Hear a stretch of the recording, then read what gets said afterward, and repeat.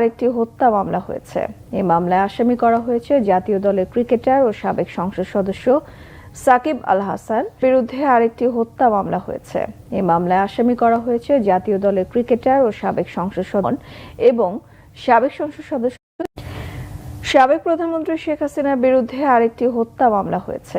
এই মামলায় আসামি করা হয়েছে জাতীয় দলের ক্রিকেটার ও সাবেক সংসদ সদস্য সাকিব আল হাসান, সাবেক সংসদ সদস্য ব্যারিস্টার সৈয়দ সাইদুল হক সুমন এবং সাবেক সংসদ সদস্য চিত্রনায়ক ফেরদৌসকে।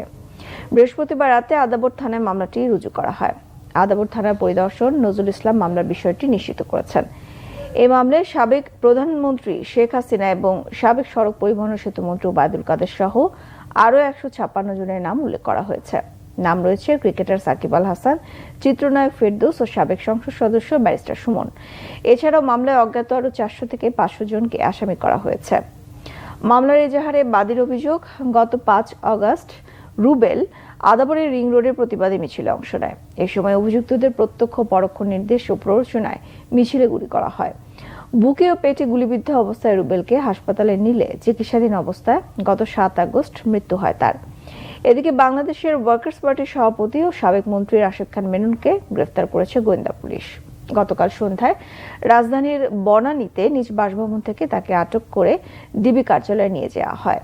অন্যদিকে জিয়া পরিবার নিয়ে বিরূপ মন্তব্যের অভিযোগে মেননের